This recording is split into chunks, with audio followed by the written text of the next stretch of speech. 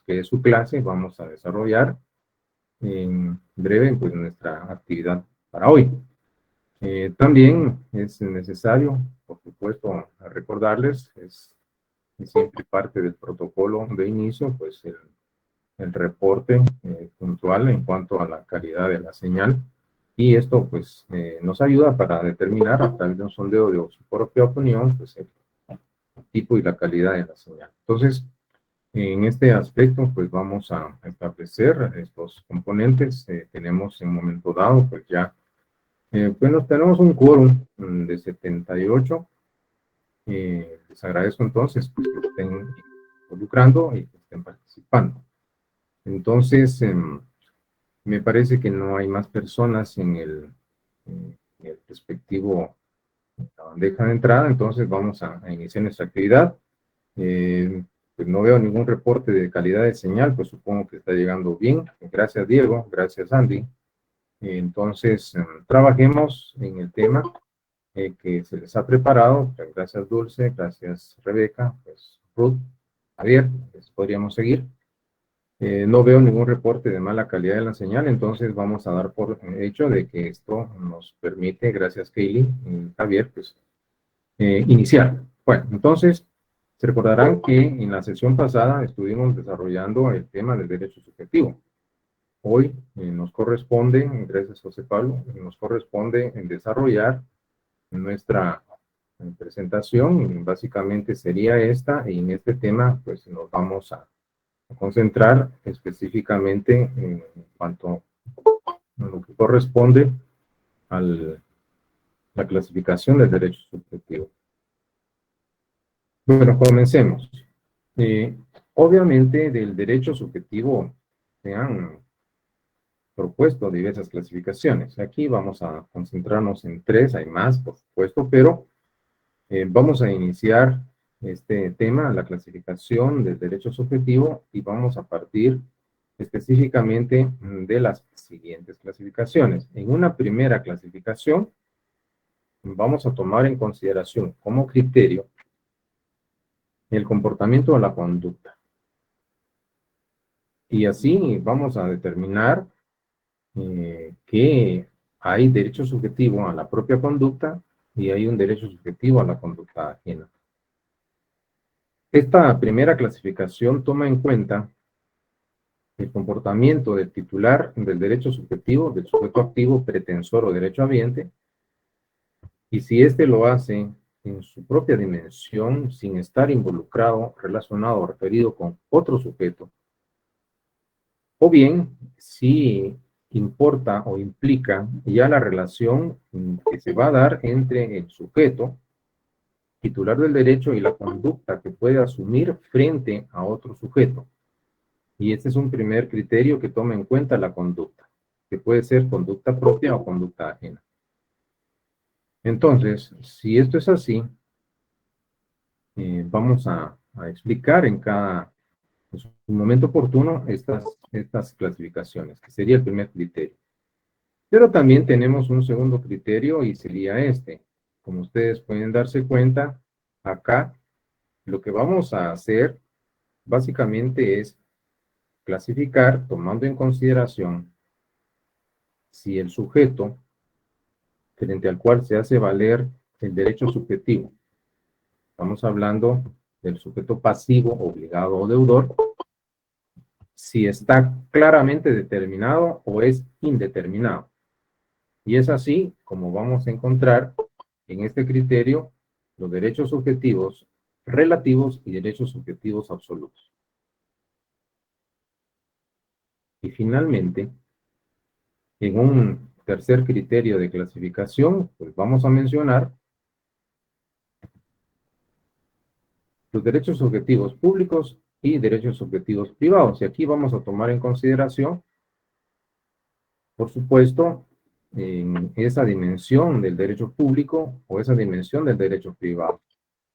Lo que tomaremos en consideración es frente a quién vamos a hacer valer esos derechos, si es ante el poder estatal o, en un momento dado, es frente a los particulares.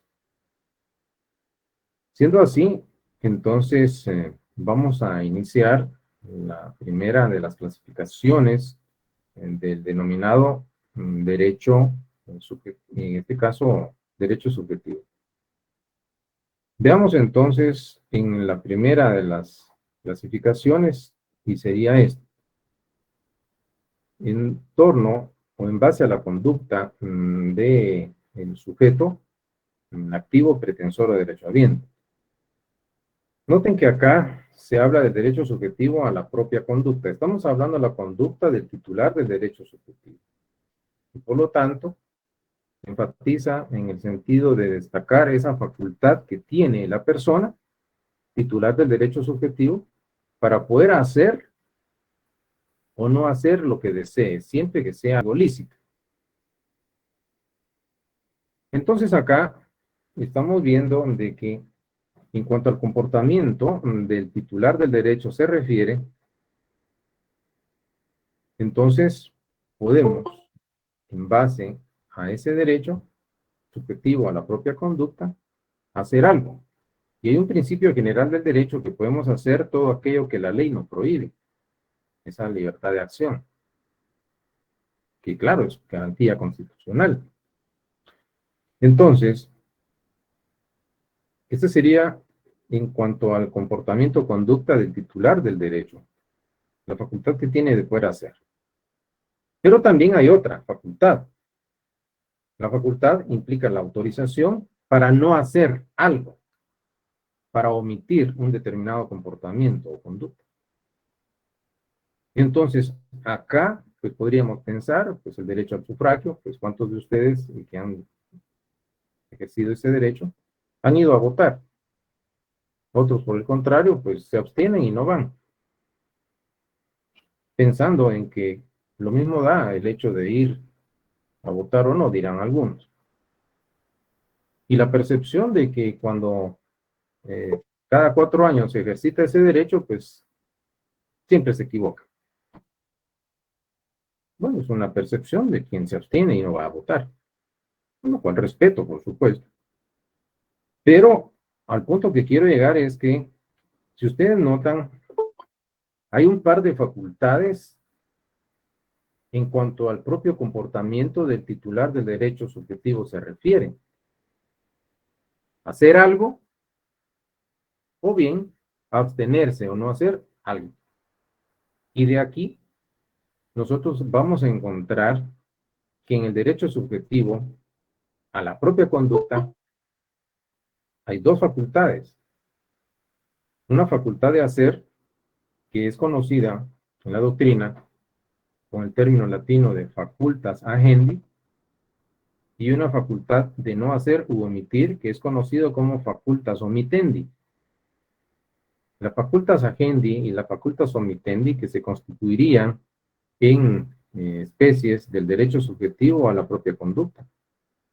La facultad para hacer algo, facultas agendi, o la facultad para abstenerse u omitir un determinado comportamiento, la facultas omitendi. Pero eso es en torno al comportamiento o conducta propia del titular del derecho subjetivo. No se les olvide esto. Por eso es su propio comportamiento. Pero hay otra especie en esta primera clasificación del derecho subjetivo, y básicamente es el derecho subjetivo a la conducta ajena. Entonces acá la situación ya cambia, porque frente al sujeto titular del derecho vamos a tener, perdón, ya anda volando, el sujeto titular, en este caso, de un deber. Entonces, acá encontramos que es la facultad que tiene una persona para exigir a otra determinada conducta. Facultad para exigir. Y es lo que la doctrina denomina facultas exigendi. En este contexto, nosotros vemos, por supuesto, que en un contrato de compraventa, el vendedor que ha entregado el bien le exige al comprador que le pague el precio. Y vemos nosotros que en un momento dado, de que en esa facultad de exigencia, dice acá, es la facultad que tiene una persona, sujeto activo, pretensor o derechohabiente,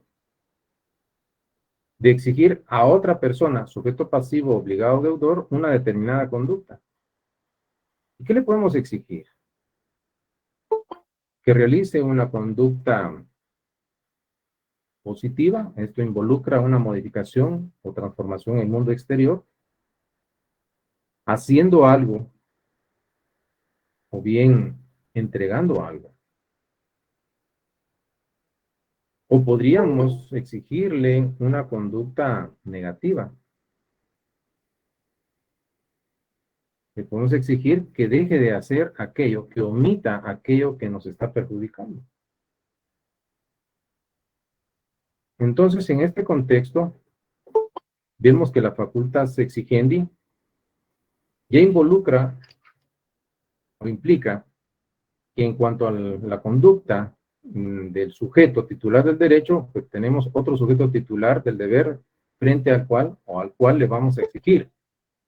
Le vamos a exigir que realice algo, sea positivo, haciendo algo, entregando algo, o negativo, absteniéndose de realizar un determinado comportamiento. En la facultas exigendi, involucra entonces que vamos a requerir, vamos a exigir.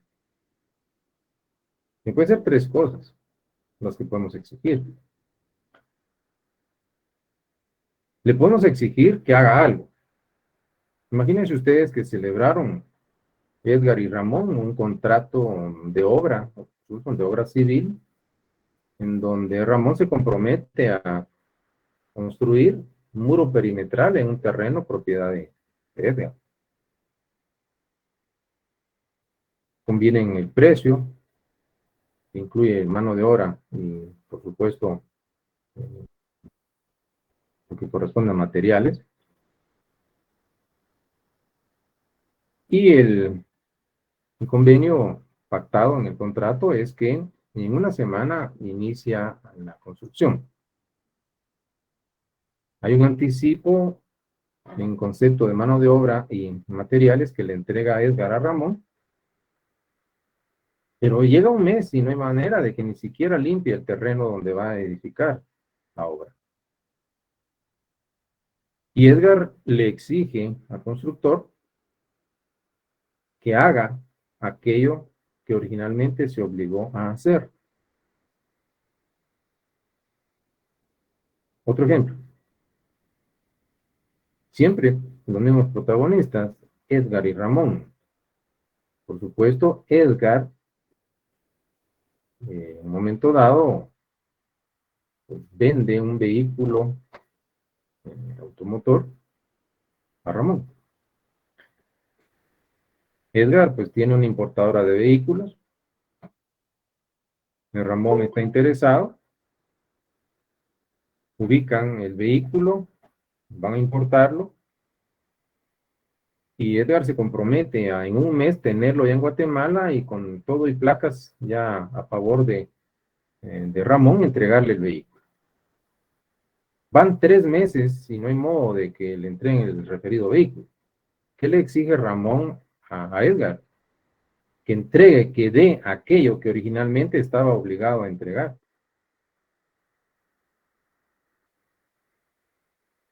La facultad de exigir también puede involucrar que lo que le estamos exigiendo al sujeto pasivo obligado deudor es una abstención, que deje hacer algo que nos perjudica, por ejemplo. Imagínense ustedes que en un terreno está la inclinación de una calle y en este extremo hay una casa de habitación, y la casa de Edgar, y Ramón está ahí abajo. Pero resulta que Edgar carece de drenajes de aguas negras. Y viene lo que hace es sacar el agua negra a la calle y por la gravedad se va a depositar frente a la casa de Ramón. Bueno, ¿qué creen ustedes que le va a exigir Ramón a Edgar? Lo que le va a exigir es que deje de hacer lo que está haciendo. En otras palabras, que omita un determinado comportamiento. que obviamente le es perjudicial a Ramón. Entonces, noten acá que la exigencia va dirigida en cuanto a lograr una conducta positiva, hacer algo o entregar algo, o una conducta negativa, abstenerse de realizar un determinado comportamiento. Entonces, en este contexto sería el primer criterio de clasificación, y ustedes ven acá, en la conducta ajena está específicamente ubicada la facultad de exigir, facultas exigentes. Pero tenemos otro criterio de clasificación. Veamos este segundo, que nos dice lo siguiente.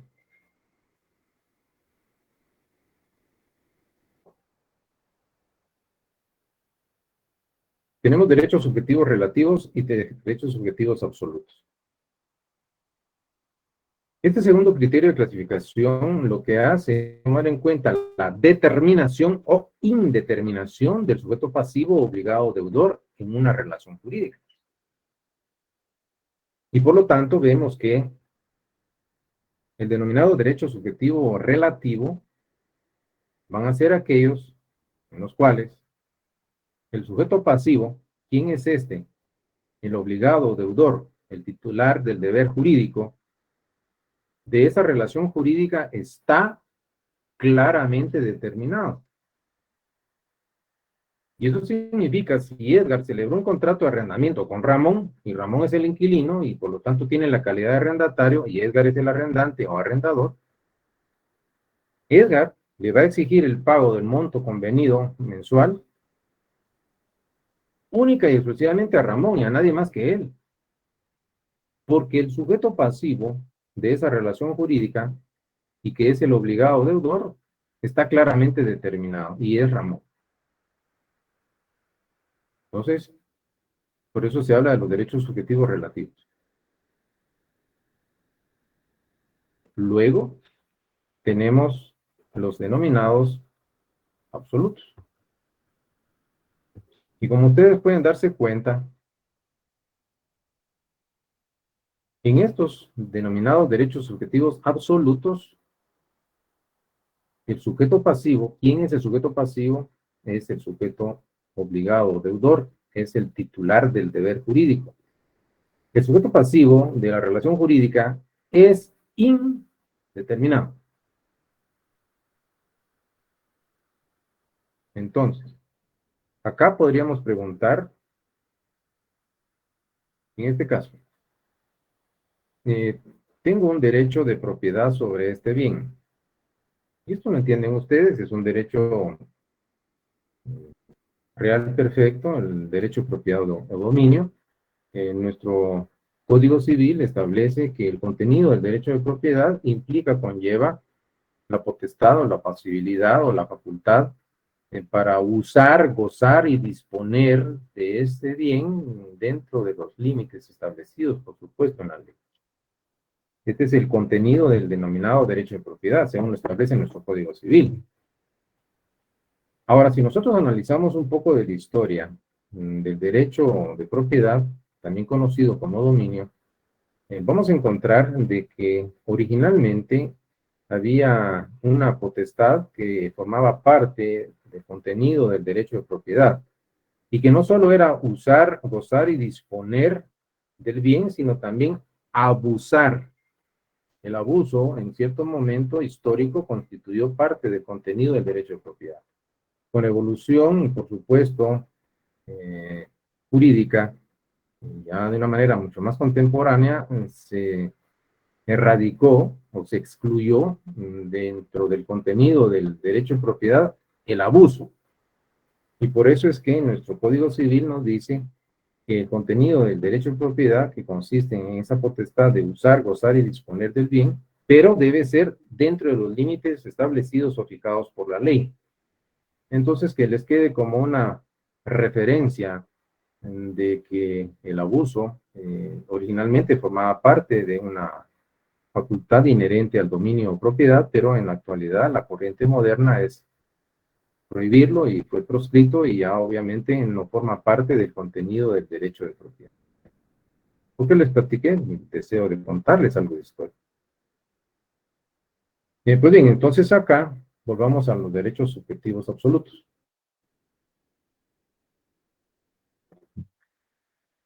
Tengo un derecho de propiedad sobre ese bien, en eso estábamos. Es un derecho real de propiedad. Tengo un derecho sobre el bien, pero obviamente este objeto, que es un bien jurídico, no tiene obligaciones o deberes para conmigo. ¿Cómo opera la ecuación? Mi derecho sobre este bien frente a los demás. Entonces, la pregunta obligada. Si yo tengo el derecho de propiedad sobre este bien, el micrófono abierto, por favor. ¿Quiénes creen ustedes que son los obligados a respetar mi derecho de propiedad sobre este bien? ¿Será acaso solo Ramón? ¿Será acaso solo Edgar? ¿Carlos, María, Petrona o quien sea? ¿O somos todos los que integramos un colectivo social? Y ustedes llegarán a esta conclusión en el sentido de que, por supuesto, que este derecho subjetivo de propiedad es absoluto.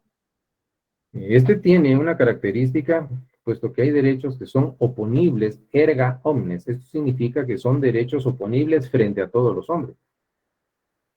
Entonces acá, los obligados al respeto y que tienen ese deber jurídico de respetar la propiedad son todas las personas, distintas obviamente al propietario. Entonces, en esto consisten los denominados derechos subjetivos absolutos. Continuemos. Hay un tercer y no menos importante criterio de clasificación de los derechos subjetivos, y serían estos.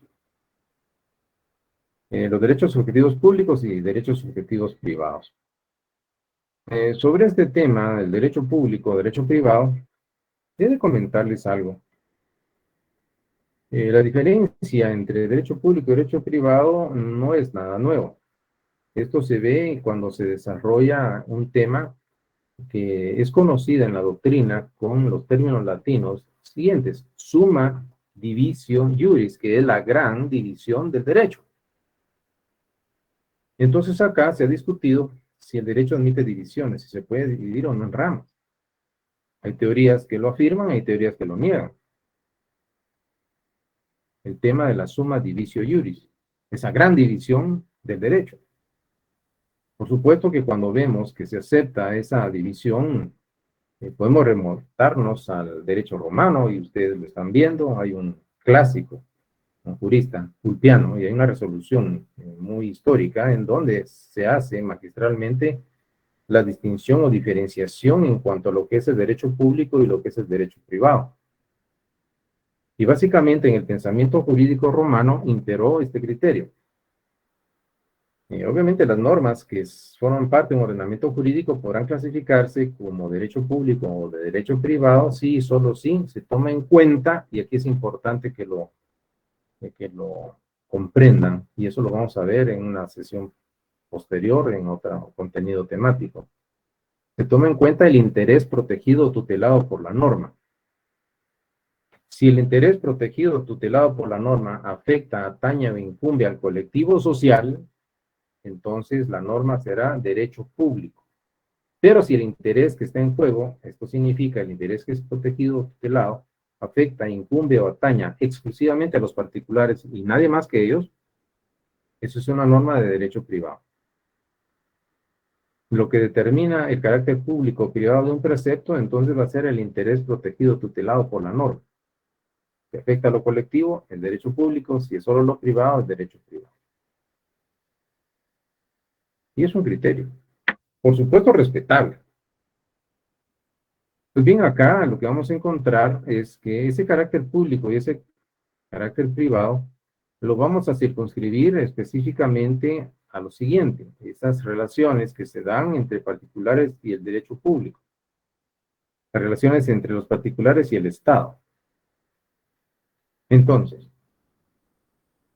cuando nosotros hablemos de esta clasificación, lo que vamos a encontrar es esto: el derecho subjetivo será público cuando hace referencia a un conjunto de facultades que los particulares tenemos frente al poder público. frente al poder del Estado. Y representa una serie de limitaciones que el Estado se ha impuesto a sí mismo. Pregunta, ¿a quién le exigimos salud? ¿A quién le exigimos educación? ¿A quién le exigimos seguridad? ¿A quién le exigimos justicia? Al Estado, al Estado, al Estado, al Estado. Ahora, los derechos subjetivos públicos, esas facultades que como particulares hacemos valer frente al poder público, pues del Estado. Entonces, este sería un criterio para la clasificación y para entender en principio el derecho público y derecho privado. Hay más posiciones doctrinarias, por supuesto, pero entendamos de que acá van a tener esa categoría de derechos subjetivos públicos. Pero también hay otra en esta tercera clasificación, no menos importante, aunque sea la última en exponer, y son los derechos privados.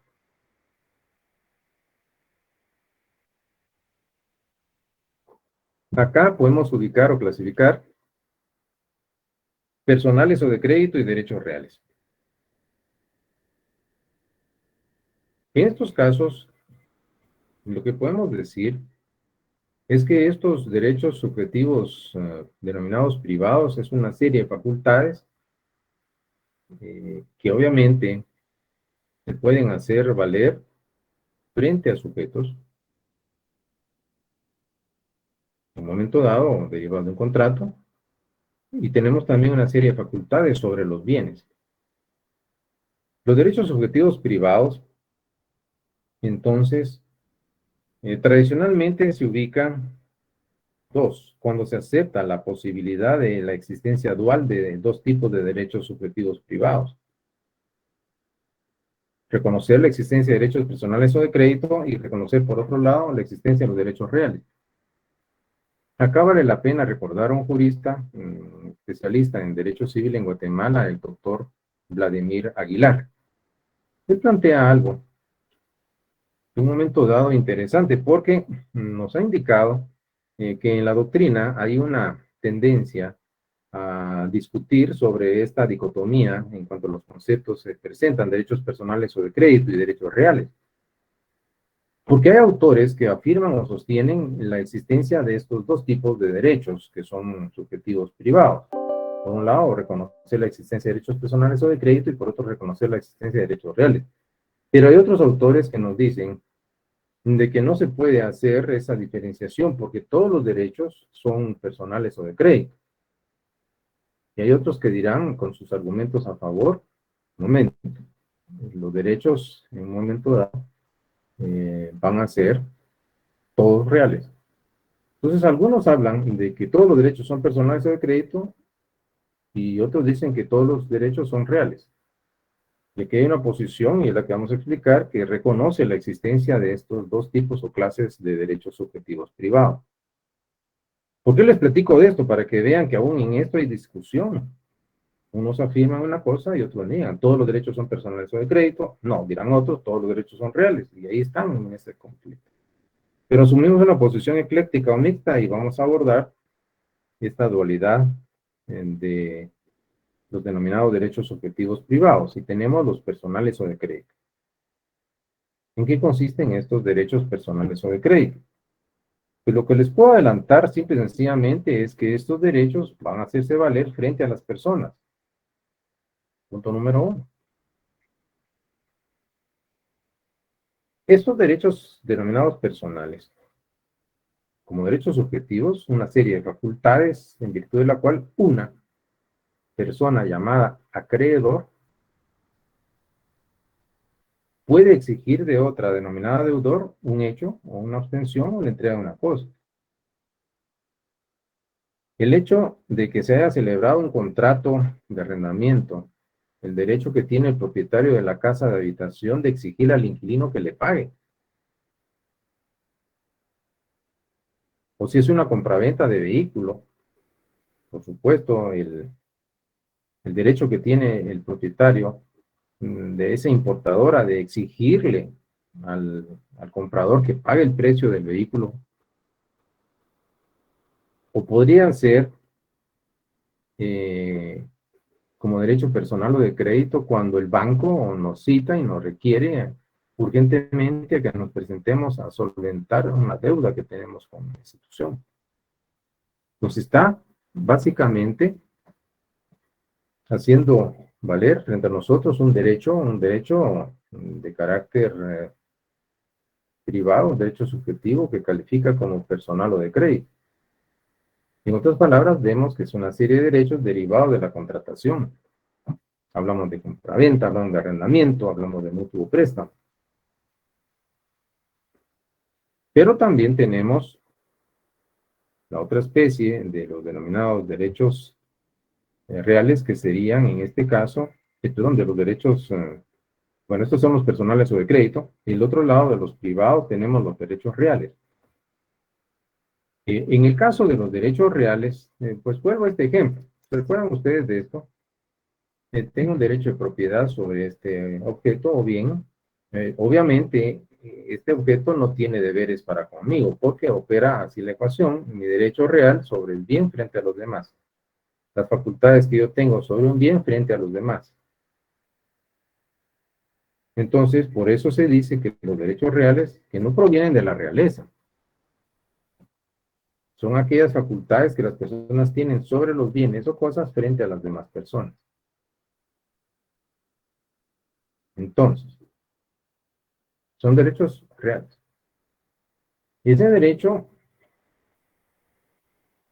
de propiedad, el sujeto activo, en este caso, es propietario de este objeto. ¿Y quiénes son los obligados a respetar mi derecho de propiedad? Todos ustedes.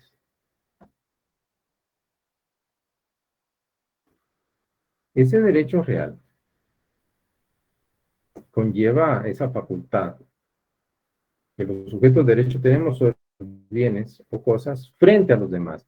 Y que como ejemplo tendríamos, pues, en este caso, el derecho de propiedad o dominio, está el derecho de posesión, está el usufructo, el uso, la habitación, derechos reales de garantía, prenda, hipoteca, servidumbres, etc. Entonces, en esto consisten los denominados derechos reales. Y sería, obviamente, largo enumerar las diversas clasificaciones, pero me parece necesario establecer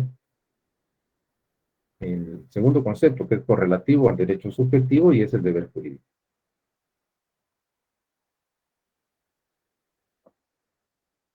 El deber jurídico, por supuesto, vamos a entender indudablemente que es un concepto jurídico fundamental, claro, es material. Es un concepto que tiene un contenido concreto entre los seres humanos. Al igual que el derecho subjetivo, del cual es correlativo, vemos que el derecho o el deber jurídico está en este aspecto determinado por la existencia concreta, bien definida,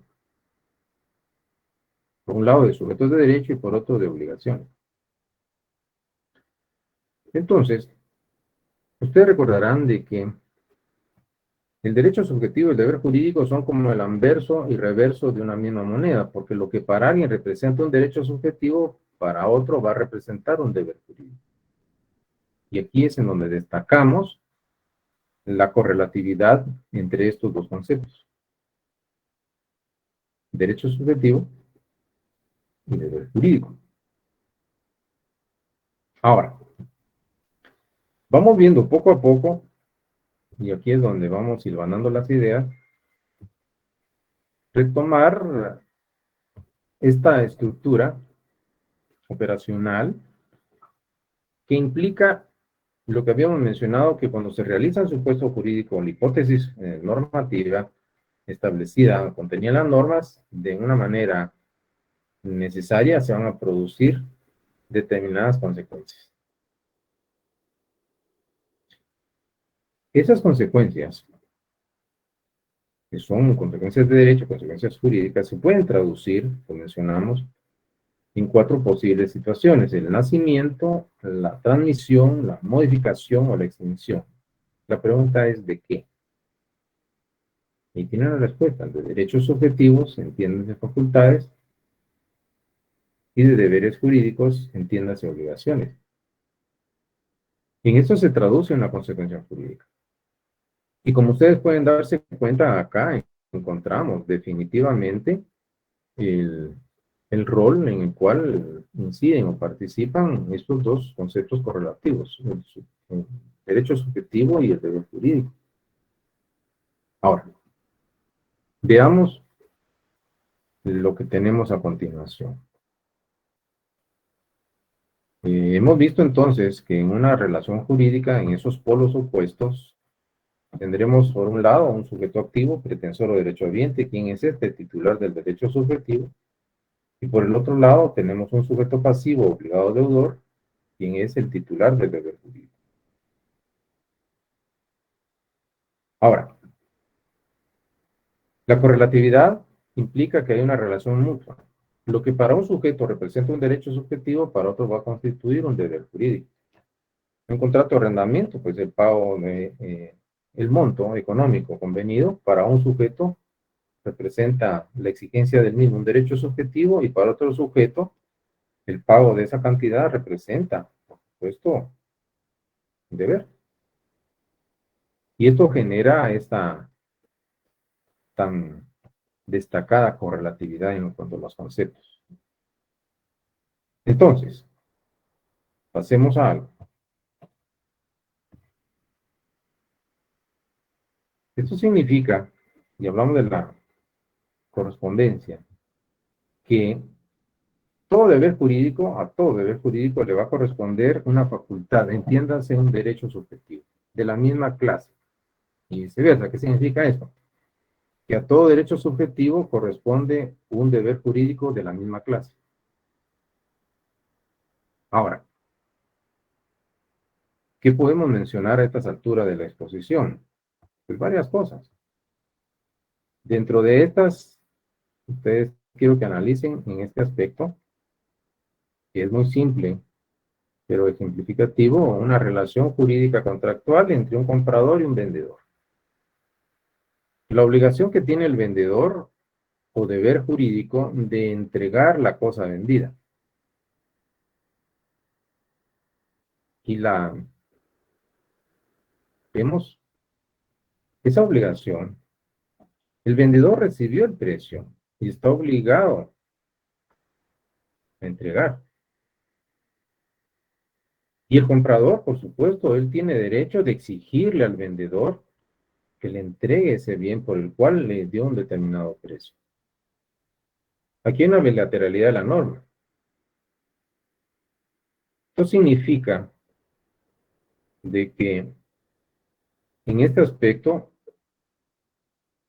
para ambos surgen consecuencias jurídicas que se traducen en el nacimiento, modificación, transmisión, extinción de algo. Y nosotros vemos acá de que para el comprador, claro que él tiene el deber de pagar el precio, pero también tiene el derecho de exigirle al comprador que le entregue el bien. Tiene derechos subjetivos y tiene deberes jurídicos, el comprador. Y el vendedor tiene el derecho de exigir al comprador que le pague el precio, y tiene el vendedor el deber jurídico que ha recibido el precio de entregar el objeto, el bien o cosa al comprador. Entonces, me interesa que ustedes vean que esto no significa esa correlatividad que destaca o se deriva de la bilateralidad de la norma, no significa que solo de un lado hayan derechos subjetivos y de otro hayan deberes jurídicos. Surgen para ambos derechos subjetivos y deberes jurídicos. Continuemos.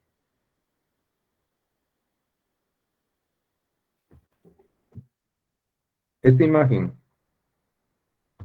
es más que elocuente.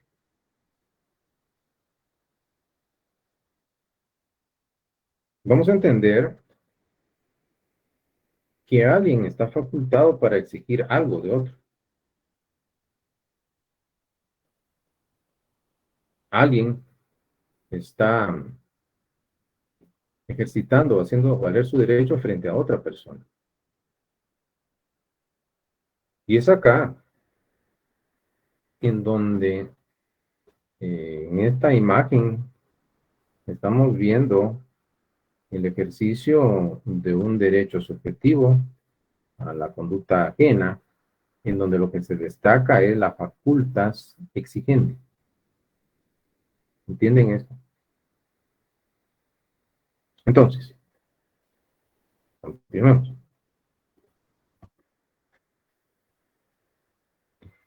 Lo que viene a continuación, que puede ser polémico, puede generar discusión, pero no ese es el objeto o el propósito.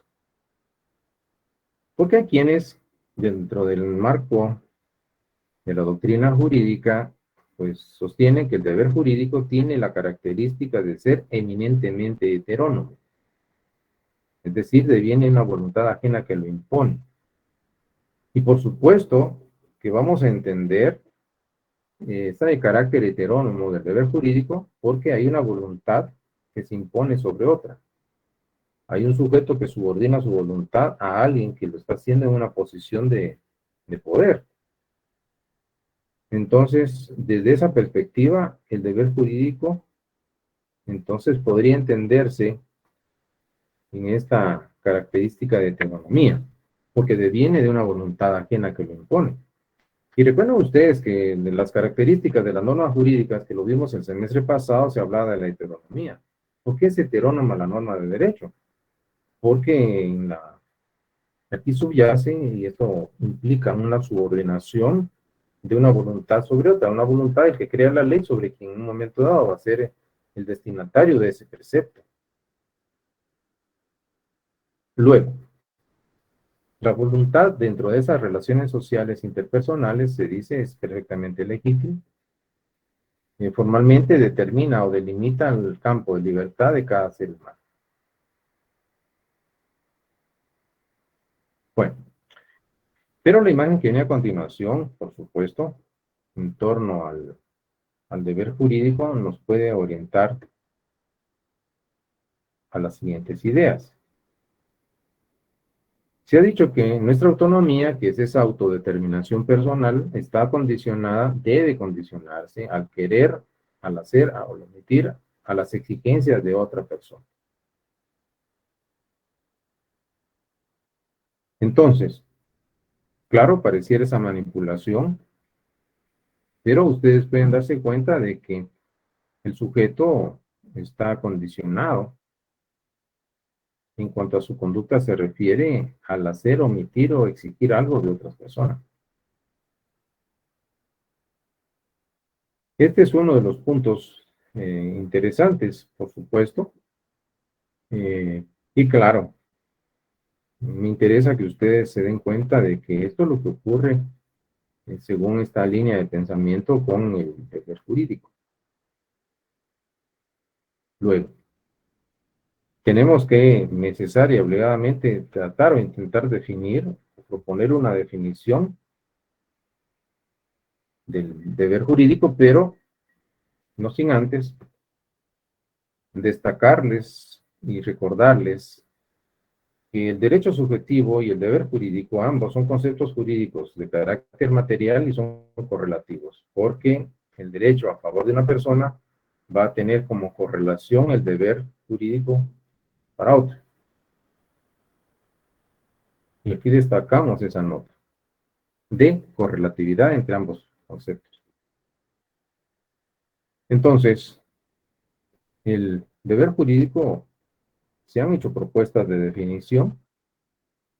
Acá es interesante, cuando hablamos del deber jurídico, destacar algunos componentes a nivel doctrinario. Y es que autores de la talla de Eduardo García Maínez, que es un jurista de renombre a nivel internacional mexicano, entonces cuando toca el tema del deber jurídico nos dice, entre otros, entre los autores que han abordado el tema, es posible descubrir dos tendencias fundamentales. ¿Y a qué tema se refiere? El tema del deber jurídico. ¿Cuáles son las tendencias? pues van a ser estas. Quiero que vean eso. Una de esas tendencias a nivel doctrinario que va a estar representado por doctrinas, por teorías que pretenden establecer una identificación. Esto es equiparar o igualar el deber jurídico y el deber moral. Y otra tendencia es la que sostiene la independencia de ambas nociones, que una situación, una cosa es el deber jurídico y otra situación totalmente distinta es el deber moral, pero no hay que identificarlos. ¿Entienden esto? Ahora, expliquemos esta segunda posición que habla de la independencia de ambas nociones. Lo podríamos explicar partiendo de lo siguiente. Recordemos que inicialmente en el semestre pasado, cuando abordamos el tema de las normas sociales, dentro de las normas ideológicas, teníamos, entre otras, normas jurídicas y normas morales. ¿Recuerdan esto del semestre pasado? Normas jurídicas y normas morales.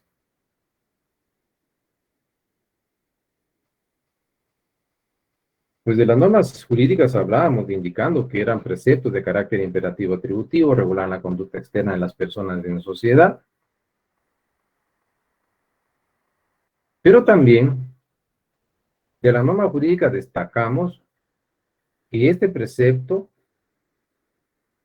presenta la característica de exterioridad, regula conducta exterior o externa, bilateralidad, porque habla de dos lados de la relación jurídica, sujeto activo, sujeto pasivo, titular de derecho subjetivo, titular de deber jurídico.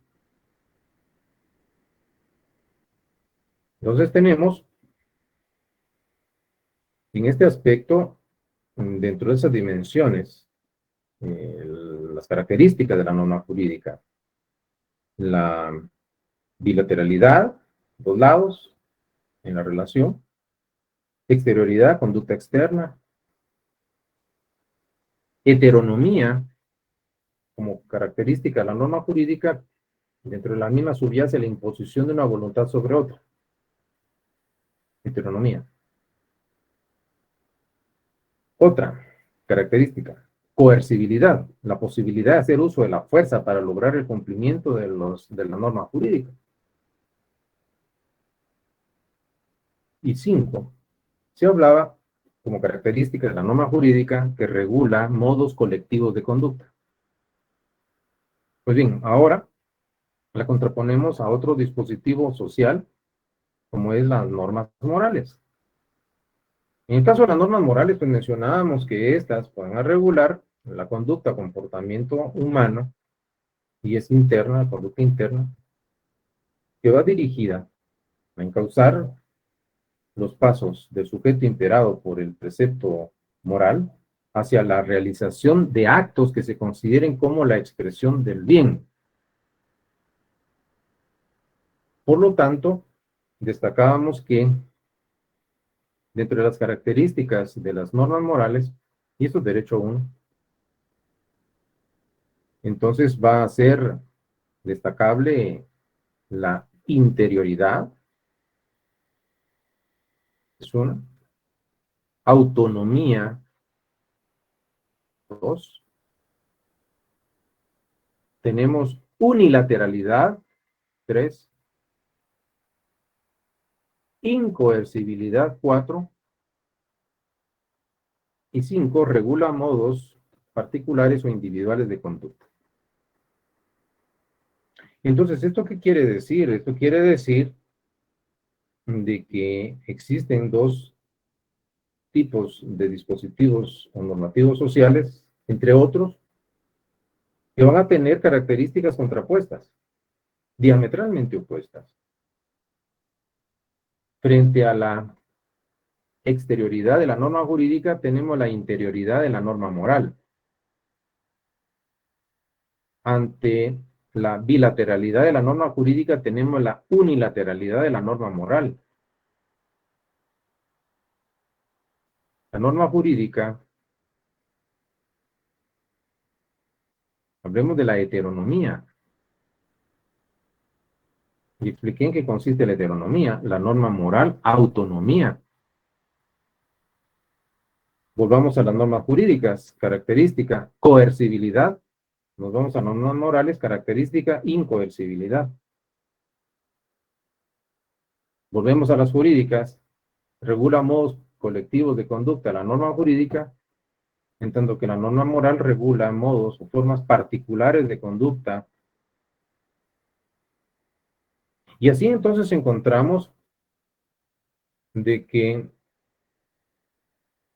si bien es cierto, hay autores que identifican, equiparan o igualan el deber jurídico y un deber moral, hay otros que se oponen y dicen que son aspectos distintos. Porque hemos de entender que una norma jurídica que impone un deber jurídico, el deber es jurídico, puesto que hay una norma de derecho que lo está imponiendo. Está restringiendo la libertad de una persona derivada de la facultad que ha sido concedida a otra u otras de exigir de la primera una determinada conducta que puede ser positiva o negativa. Pero hay una norma jurídica y por lo tanto el deber emanado o derivado es jurídico. Porque tiene carácter jurídico por una norma de derecho que la regula, que impone ese deber y que forma parte de las consecuencias jurídicas surgidas derivadas de la realización de los supuestos normativos. Pero en el caso del deber moral, ¿qué podemos ver? ¿Qué es un deber moral? Es una obligación de conciencia. O sea, es algo a lo cual estamos compelidos por nuestras propias nociones del bien y del mal, de lo justo y lo injusto. En fin, se dice por nuestra concepción cultural del mundo. Se ha dicho, y con justa razón, que la obligación moral es la que da razón sobre la voluntad de un valor. Y por lo tanto, se ha afirmado que esta debe ser originada en la autoridad o en la sociedad o en el inconsciente o en el miedo al castigo. Y por lo tanto, estamos entendiendo de que un deber moral, en un momento dado, hubieron autores que lo equipararon a un deber jurídico.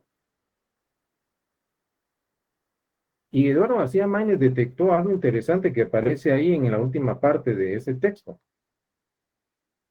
Esto lo que hace es evidenciar que no existe un criterio uniforme con respecto al mismo concepto de lo que es el deber jurídico.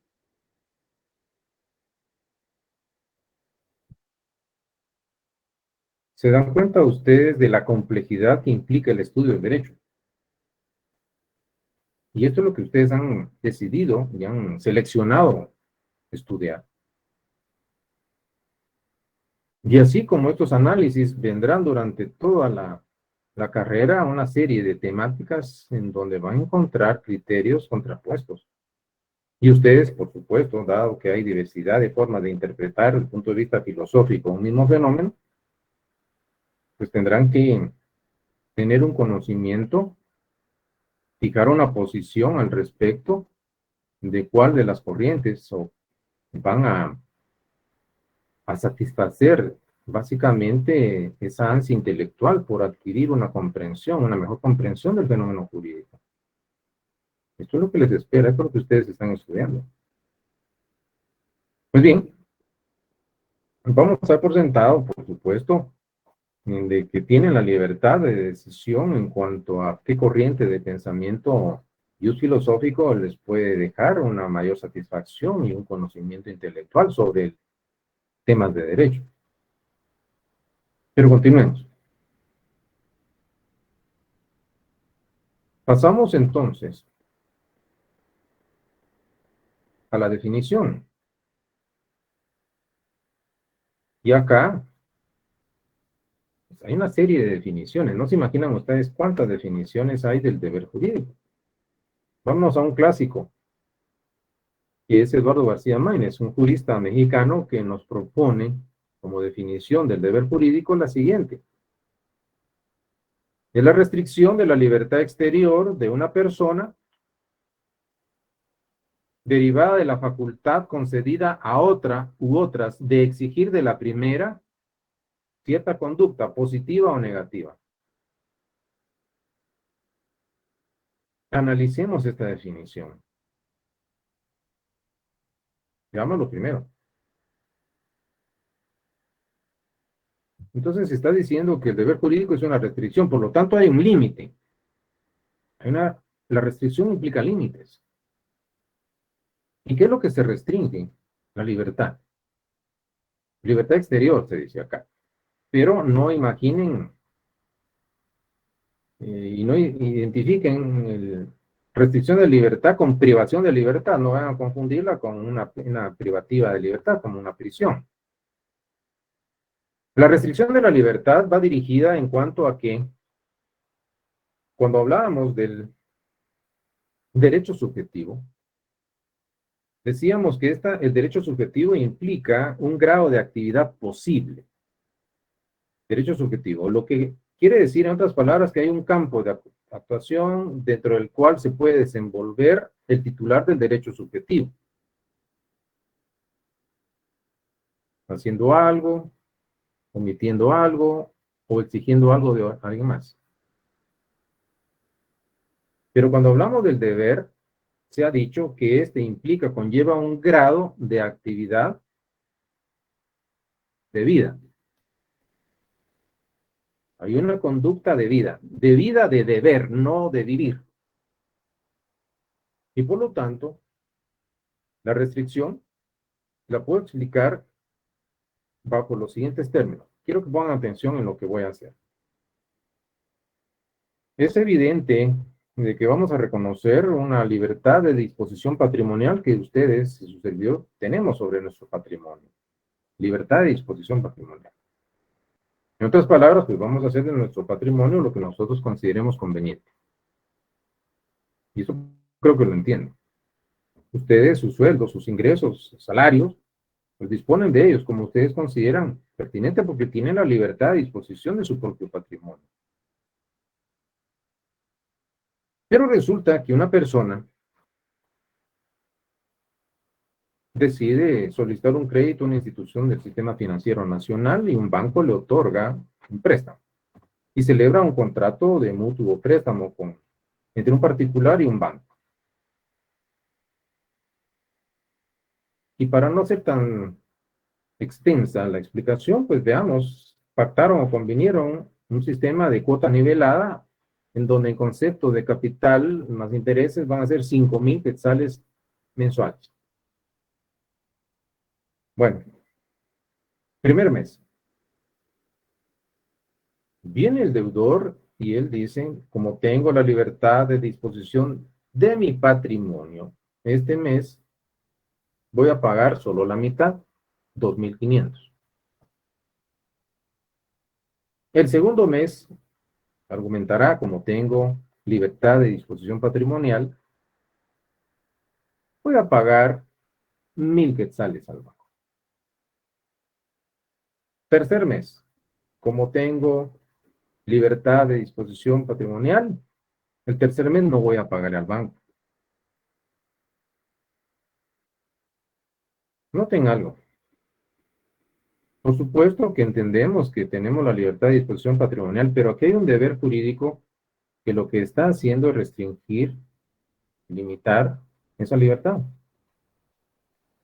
¿Entienden esto? Porque viene la pregunta que no implica que abran su micrófono y tienen el chat si quieren participar. ¿Qué creen ustedes que pasaría si un deudor obra de esa manera ante un crédito que le han otorgado en un banco? Y en el mejor de los casos, imagínense que la garantía que dio el deudor es hipotecaria. Hipotecó su casa para obtener un crédito. ¿Qué creen que pasaría? Eso que están pensando, se queda sin casa. Y si bien es cierto, mucha libertad de disposición patrimonial tiene, pero como hay un deber, está restringido. Es más, cuando ustedes ven esas cláusulas, más de alguno de ustedes las ha suscrito en los contratos, Hay una en especial que dice, quiero que pongan atención en esto, la falta de pago de una sola de las cuotas en concepto de amortización de capital más intereses da derecho al banco a dar por vencido el plazo y solicitar, en este caso, el pago de la totalidad de la deuda. Una. Entonces, ¿por qué les platico de esto? Para que vean de que cuando se habla del deber jurídico, pues García Máez habla de la restricción, pero no entiendan ustedes de que es privación de libertad, es restringir. Ahora, noten ustedes de que a alguien se le está restringiendo esa libertad exterior y esa persona, ¿quién es? Dentro de la relación jurídica, ese es el sujeto pasivo, es el obligado deudor. ¿Quién es el sujeto pasivo? Es el titular del deber jurídico. A él se le restringe. Pero noten en la definición. Derivada, esto es a consecuencia de la facultad, abro paréntesis, derecho subjetivo, cierro paréntesis, que le ha sido concedida a otra u otras. ¿Quiénes son esas otras personas? Sujetos activos, pretensores o derechohabientes. Esa facultad que les permite exigir de la primera. ¿Quién es la primera persona? El sujeto pasivo obligado deudor. ¿Qué le exigen? Cierta conducta, que puede ser positiva, entendida como provocar una modificación en el mundo exterior, que haga algo, que entregue algo, o puede ser una conducta negativa, que le va a exigir al sujeto pasivo que deje de hacer lo que está haciendo, que omita un determinado comportamiento. Y es así como ustedes tienen entonces ya una panorámica de estas definiciones. Y claro, por supuesto, definiciones hay varias. Hace varias décadas atrás, en un momento dado, pues se propuso una definición por parte de la Cátedra de Introducción al Derecho 2 en cuanto a lo que debe entenderse por deber jurídico. Y es esta, es la obligación que tiene una persona de cumplir con el mandato que le imponen las normas jurídicas frente a otra persona o personas que se lo exigen. De esta manera, entonces, nosotros vamos a ir entendiendo en qué consiste básicamente el deber jurídico. Restricción de libertad, obligación. Y así podemos encontrar una serie de definiciones que nos van a proporcionar los distintos autores, pero al final lo que vamos a encontrar básicamente son algunos denominadores comunes y que serían específicamente estos, que se han considerado elementos que van a participar en la conformación del deber jurídico. En primer lugar, el deber jurídico es una obligación. Luego, esta obligación consiste en el cumplimiento de un mandato. Esa obligación debe figurar en una norma jurídica. Y finalmente encontramos el pretensor. ¿Quién es este? Es el sujeto activo o derechohabiente. Es el titular del derecho subjetivo. Porque es este sujeto el que nos va a constreñir y obligar al cumplimiento del deber jurídico. Y por eso es que en la definición dice frente a otra u otras personas que se le exigen. ¿Quiénes son estos? Son los pretensores. Y aparece en la misma definición del deber jurídico, aparece en un momento dado el sujeto activo. Ahora, ¿qué tendríamos por acá? Hay varios aspectos importantes por destacar. Entonces, vamos a ir poco a poco. Me parece que por cuestiones de tiempo, supongo que también van a estar bastante exhaustos, pues voy a desarrollar y retomar la cátedra en la próxima sesión, explicándoles con el detenimiento que esto requiere los elementos del deber jurídico que ustedes tienen en su pantalla. Entonces, vuelvo por acá, en este caso con ustedes en el chat, veo que no hay alguna pregunta o comentario relacionada con los temas que vimos en esta tarde. Entonces, quedan invitados para que en la próxima sesión, en la próxima semana, pues vamos a culminar este tema, retomando desde los elementos del deber jurídico, para luego, en un momento dado, pues iniciar con la explicación de otro concepto jurídico fundamental material, como es el tema de la relación jurídica.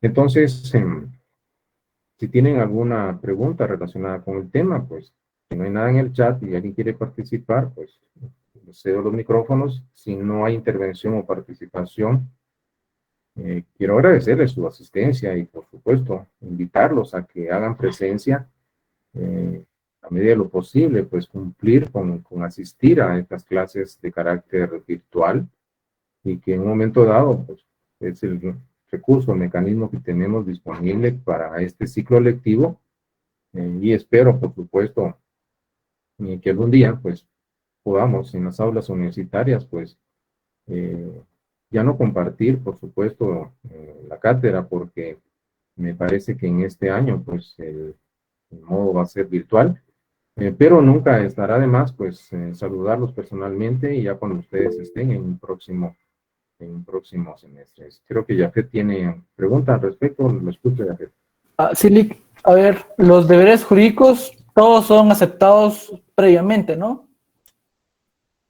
¿A qué me refiero? O sea, para Sí. que le puedan exigir algo, dijo, primeramente tuvo que haber aceptado en un contrato, digamos, que ese compromiso. Le voy a hacer una pregunta a Jafet. Cuando se estableció el pago del impuesto al valor agregado, le preguntaron si estaba de acuerdo en pagar un impuesto del IVA. ¿Qué piensa Jafet? ¿Qué piensan los demás? ¿Está usted de acuerdo? ¿Y es que acaso los legisladores dijeron, estimados ciudadanos, ¿están de acuerdo ustedes en que creemos el impuesto al IVA? ¿O cree usted que derivó de una imposición? La respuesta la tienen ahí, ¿no? Y es porque vamos a ver en la clasificación del deber jurídico que hay uno que nacen por voluntad propia del sujeto que se obliga, como por ejemplo, si usted tiene una deuda en un momento dado en un banco porque solicitó un crédito, su voluntad personal fue determinante del surgimiento de ese deber jurídico. Pero pagar un impuesto al valor agregado, que inicialmente fue del 7% la tasa impositiva, después se incrementó a 10, de 10 a 12, y la intención de elevarlo a 15. Es un acto de imposición tras imposición. Entonces, por el surgimiento del deber jurídico, algunos nacen por voluntad propia, en donde es determinante del sujeto que se obliga, y otros nacen por voluntad de la ley, derivado de un acto de imposición. No sé si estamos claros acá, Jafet.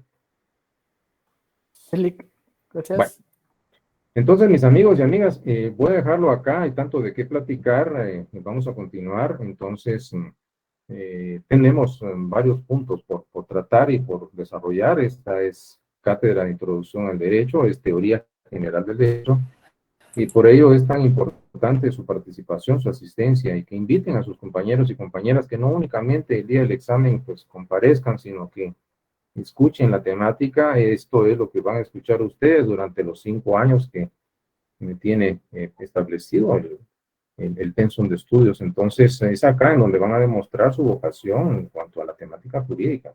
Si esta temática despierta su interés, es en un momento dado motivo para que ustedes quieran aprender más, pues felicitaciones. Si por el contrario produce un efecto adverso, entonces reconsideren realmente la vocación.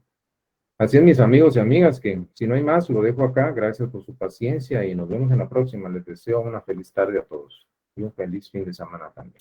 Feliz tarde, licenciado, y feliz Feliz tarde, licenciado. Licenciado, feliz tarde. Muchas gracias, licenciado. Que tenga una Ustedes, feliz tarde. Muchas gracias, licenciado. Muchas gracias, licenciado.